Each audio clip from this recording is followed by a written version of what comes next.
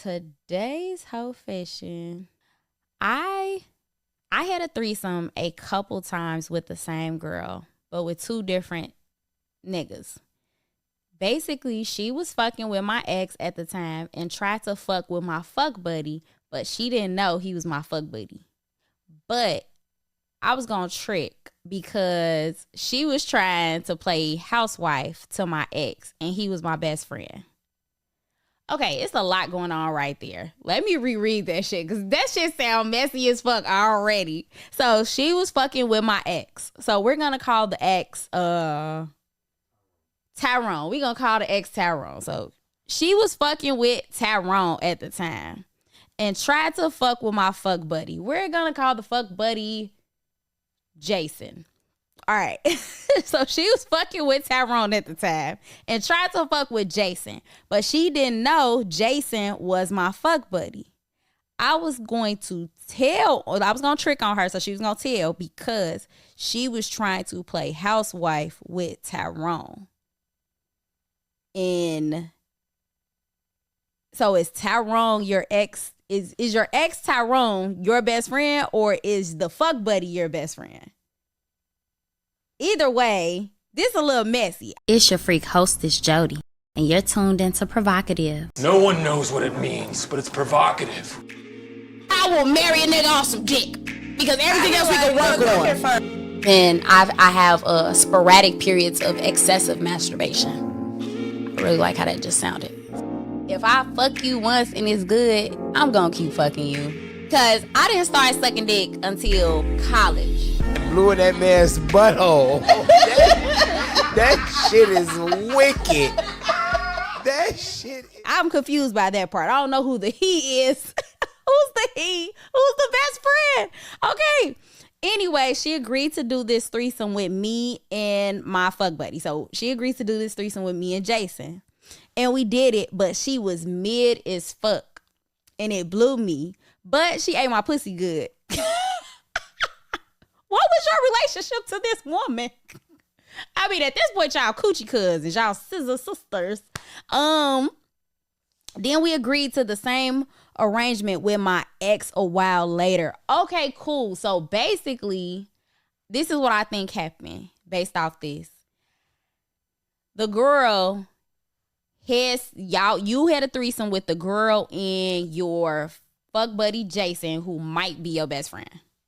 And then you turned around and had a threesome with this same girl with your ex. And this girl was playing housewife, trying to play housewife to that ex. That's messy.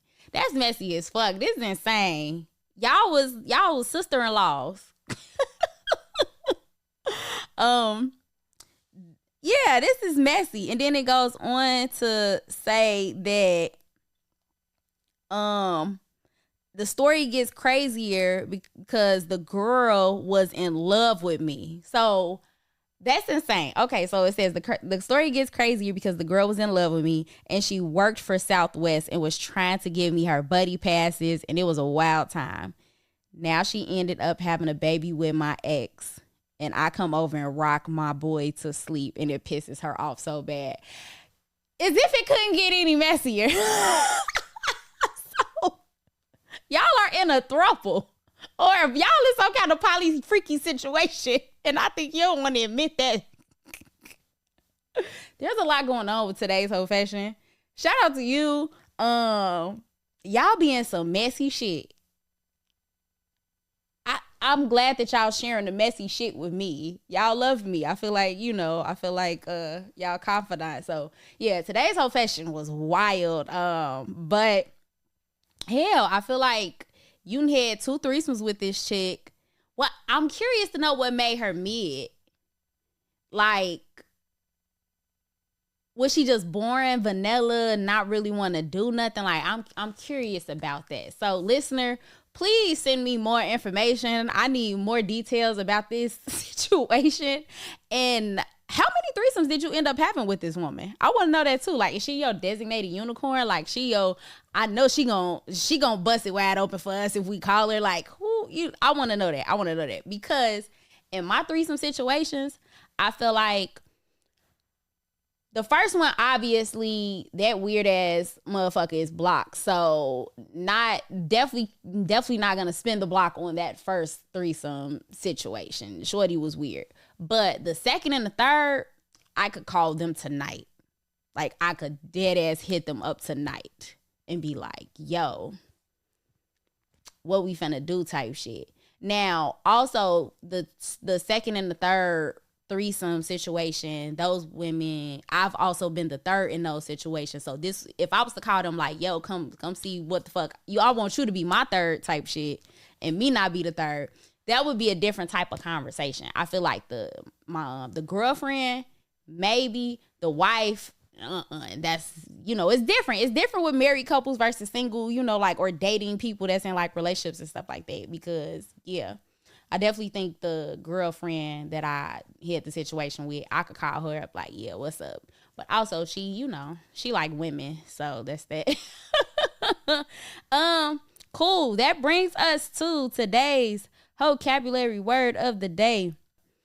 Okay, so in honor of the first threesome and one of the first analogies that I created for threesomes on this show, we're going to use today's vocabulary word is bowling.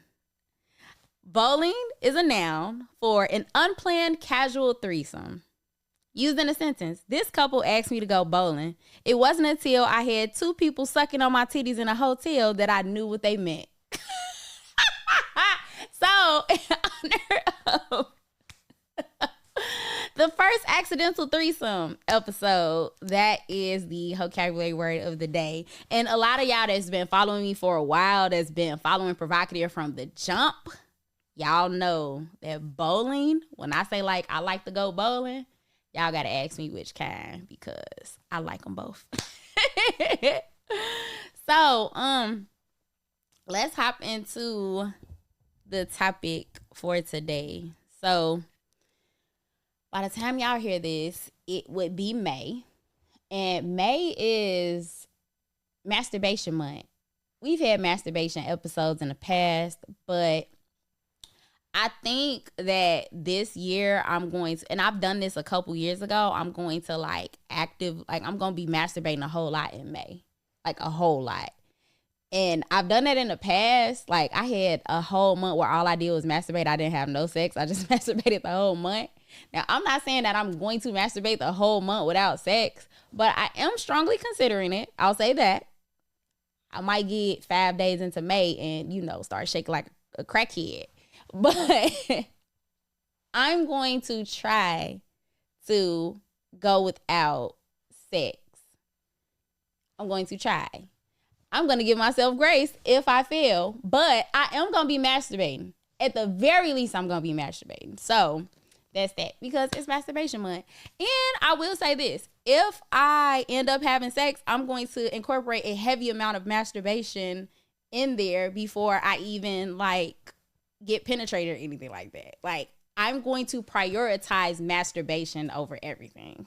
So wish me luck, guys, because I kind of get bored quick, so I don't never be wanting to masturbate all of the time. I actually get a little frustrated, but then it be other times where I'm like, okay, I really want to do this. So the fact that for 31 days, I can, I'm going to attempt to prioritize that.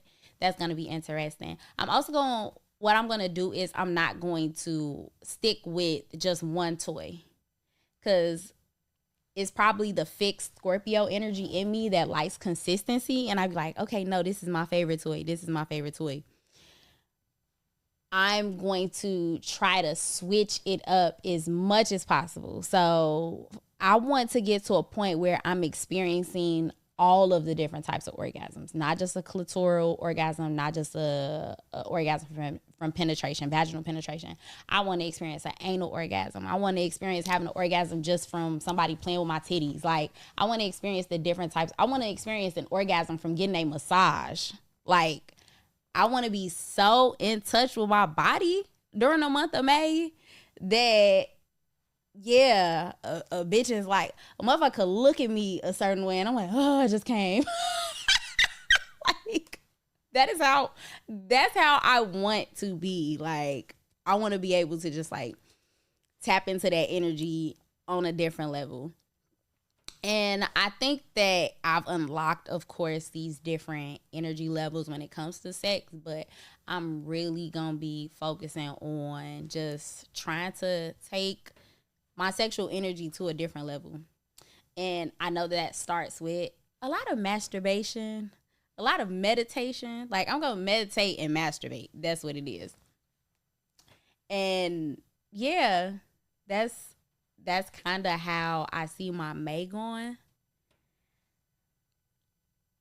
And that's crazy because I'm also going to be working on, that just made me think about the fact that I'm going to be working on like a lot of different classes that I'm about to start dropping. And that is going to be something that I'm focusing heavy on as well. Just like the self-pleasure part.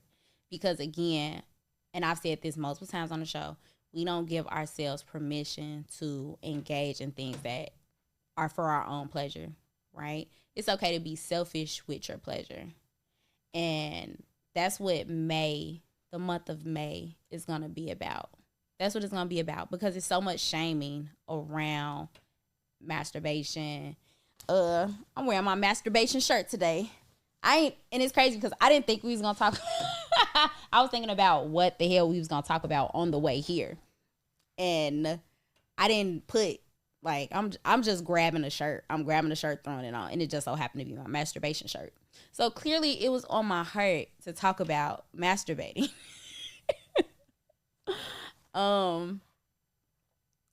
It was, yeah, I feel like that's what it was. It was on my heart to talk about masturbation. I masturbated today, right? So, masturbated today, and I used a toy that I don't typically use. And it was cool.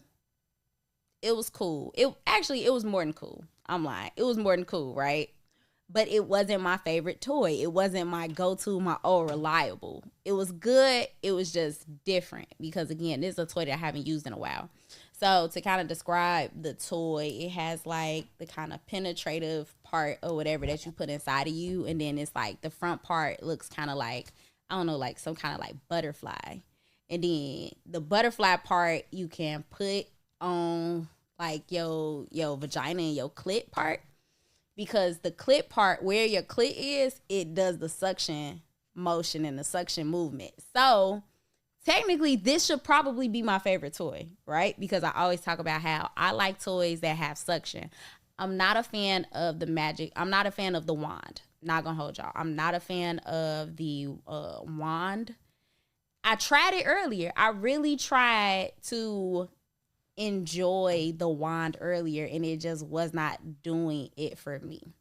And that's what made me try this other toy. I've used it in the past, but it's not my favorite toy. It's not the one that I go back to. So I'm like, all right, this wand not working. And for context, guys, I have like 30 toys.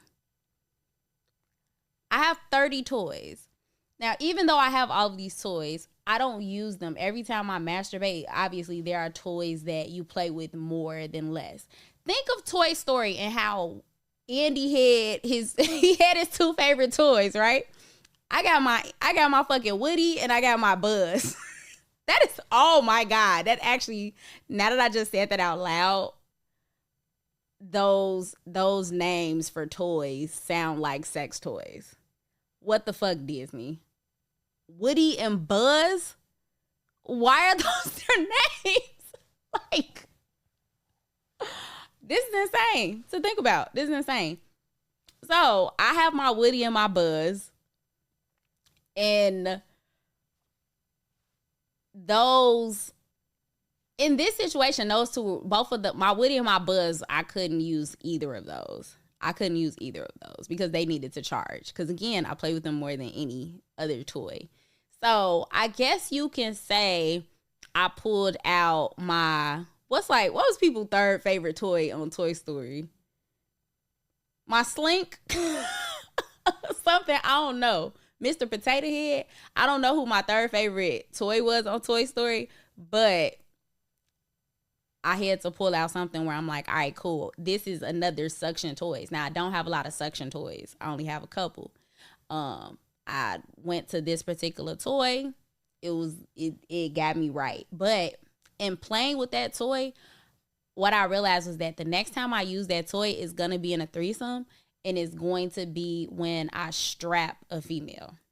Because while now I can experience pleasure while I'm, strapping the female, like I'm giving her pleasure, right? Because that thing is literally vibrating on my clit and I'm being penetrated at the same time while I'm indulging in that. So literally just by me masturbating earlier, it gave me like, oh, I'm gonna do this in my next threesome. Like it gave me something freaky to do moving forward that I know I would enjoy. And I'm over here like my silly ass, I'm in the bed like imagining like what my stroke would be like. I'm like, all right, cool. If I'm doing this or whatever, I'm like low key, because here's the thing, this shit is still very pleasurable to me, and my legs locking up, and in my head, I'm like, I have to make sure that this is something realistic for me to carry out. Because how am I going to strap this female, but I'm over here experiencing so much pleasure from this toy that's going crazy on me, I can't really like stroke how I'm supposed to. So I was practicing that because I want to be prepared. Good prepared prevents poor performance. Good preparation prevents poor performance. So I want to make sure that I'm prepared. So I hope that when you guys think about like, oh, okay, like why am I masturbating? It could be because you want to practice some shit that you want to do in your next experience with somebody. I know for me, it's definitely going to be my next threesome. I ordered a strap. So that motherfucker coming in the mail soon. So I'm already planning to be prepared, to be properly prepared for my next threesome. That shit gonna be lit.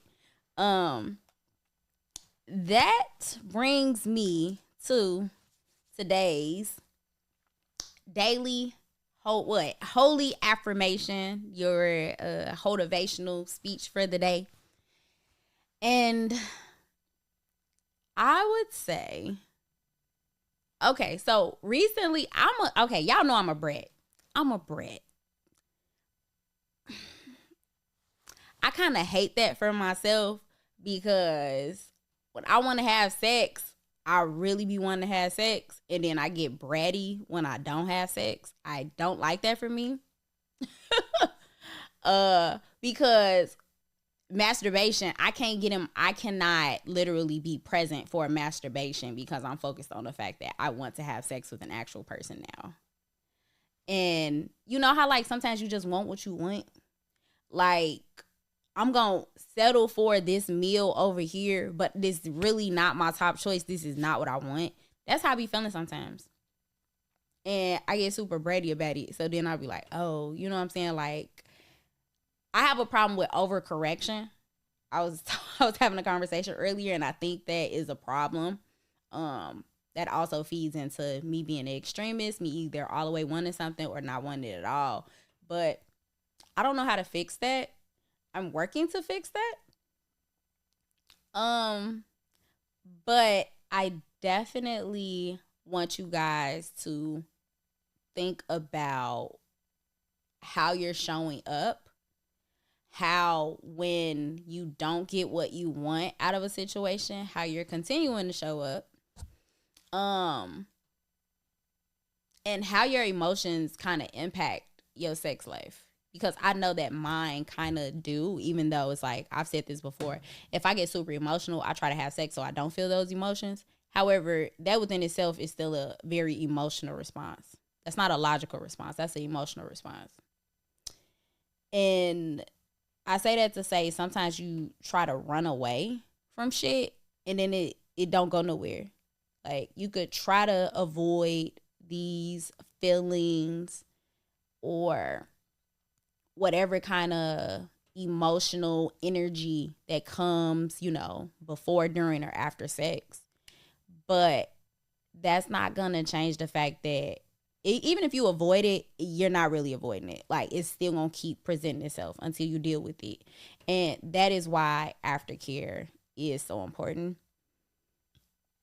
that is why it's important to really reflect on why you do the things that you do and make the best decisions that you can make in that moment, but also give yourself grace, because we don't always make the best choices, but we do have to own our choices. And yeah, that's all I got for y'all today. At this point, you guys should have seen the Never Ever Mets on OWN. If you have not seen it, go watch it. Your girl is part of the cast, and they is wilding on social media already. So that's kind of funny. That's kind of cool, I guess. But yeah, that's that.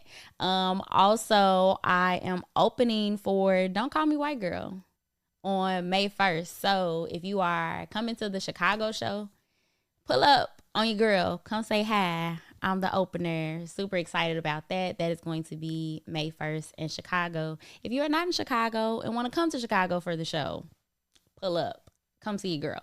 I think the show is almost sold out. I really think it's almost sold out. So I'm excited for that. I'm excited to be collabing with Don't Call Me White Girl. Super cool. She was definitely on my list of people to work with this year. So your girl is checking shit off her list. I love that for me. As always, feel free to leave a review, rate the show, follow me on all social media platforms, send the show to people that you think would find value in it and would enjoy it. And yeah, tune into the Never Ever Mets. I am on there. It is on OWN and HBO Max. So yeah, that's that. Until next time. Before you go, I want to remind you to embrace your inner hoe. Thank you for tuning in to Prhoevocative, and don't forget to follow us on all streaming platforms. Happy hoeing. PRHOEVOCATIVE. Spell with the word hoe, because deep down, we all got some hoe in us. And this is your safe space to be unapologetically provocative. Oh, is my growl too masculine? Put the nigga in missionary. Yeah.